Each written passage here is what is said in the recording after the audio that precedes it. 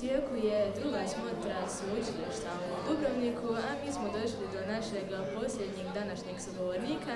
To je predsjednik Sveučilišnog sportskog saveza sveučilišta u Dubrovniku, magistar znanosti Aleksandar Salmonović, kojem želim dobar dan. Dobar dan i pozdrav svim slušateljima Unidu Radio. Možete li nam reći čime se točno bavi Sveučilišni sportski savez i u koje se sportove studenti mogu uključiti tijekom studiranja?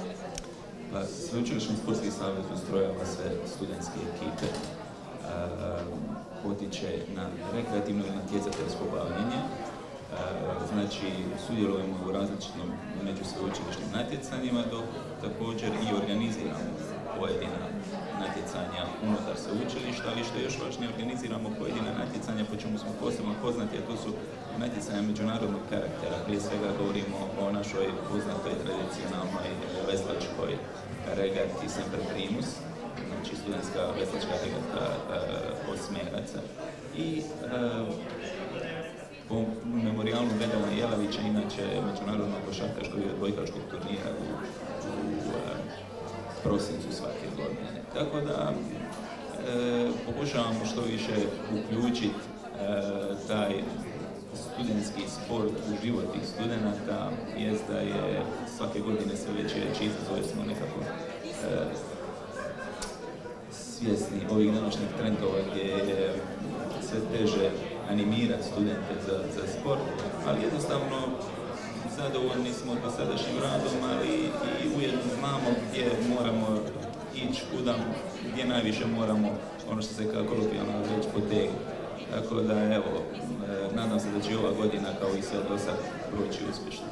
Sport bi trebao biti sastavni dio života svakog studenta, jer ipak, kako kažu, u zdravom tijelu, zdrav duh.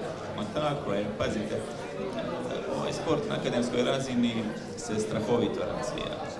Ja se sjećam, prije nekih 10 godina mi smo imali jedno godišnje natjecanje u nekoliko sportova. Danas Hrvatski akademski sportski savez kao krovna organizacija studentskog sporta organizira 22 natjecanja u 22 sporta. Kad se to još sagleda, tu ima većina tih sportova i u muškoj i ženskoj konkurenciji. Koliko je to razgranato, počeli su i neke već, evo, počinju i lige sveučilišne i mi sad jednostavno moramo održavati taj korak. A jednostavno kažem, moramo nekako uskladiti i naše generacije koje su zainteresirane za sport, kojim sportskim sastavima raspolažemo i jednostavno tako ih uključivati u studentska natjecanja. Sveučilište u Dubrovniku već tradicionalno organizira i studentski dan sporta. Ove godine to će biti u travnju, idući mjesec. Možete li nam reći nešto više o tom projektu, što ove godine očekuje sve prisutne? Tako je. Studentski dan sporta kao projekt Hrvatskog akademskog sportskog saveza krenuo je prije nekih 7 ili 8 godina. Mi smo se uključili nešto kasnije, mislim da je ovo 4. godina koju ćemo organizirati.